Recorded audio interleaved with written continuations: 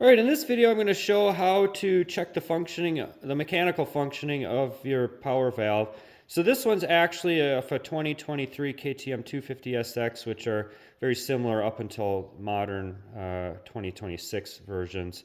So, and this is an electronically actuated power valve. So there's a little motor or actuator that functions to operate this power valve. So what is an exhaust valve or power valve?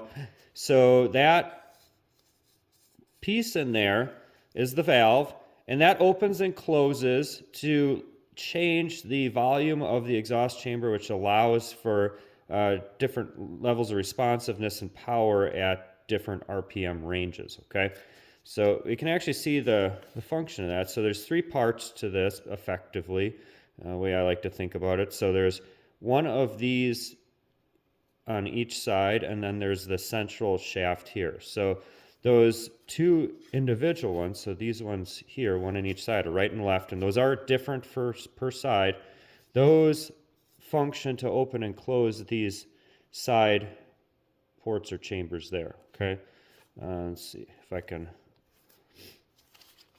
show you what that looks like in action here.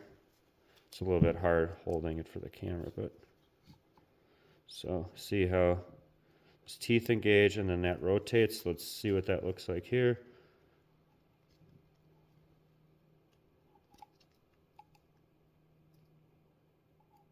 Okay, so that's opening and closing in there. Okay, a little bit easier to see is the central one, and that's operated with this central shaft there. And you can see fully open looks like that. There's no restriction to that chamber. Then as it moves to the closed, looks like that. So that's what that function looks like. So as you're taking a look at this valve, these valves, this should operate smoothly, okay? It has endpoints here as indicated by this. And then this is also an endpoint that you can set with that screw there, okay? Should have smooth operation, no free play. And then when that valve is totally closed, so all the way out here, like that, so you can see that set screw there is contacting there. You can go into the cylinder with a straight edge or use the piston ring, either one's fine.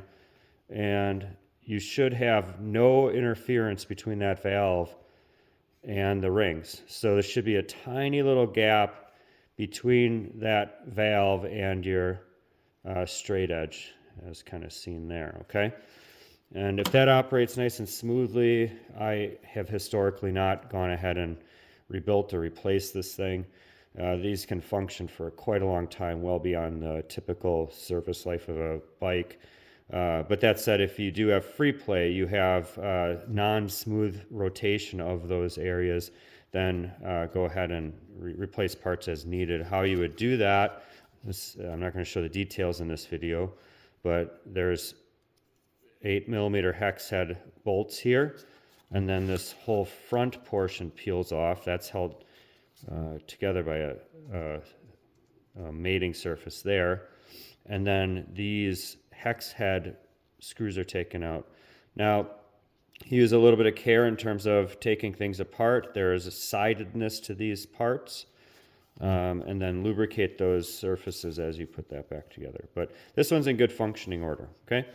All right, let me know if any questions. Thanks for checking it out, and I do have a separate video on the entire top end replacement for this bike.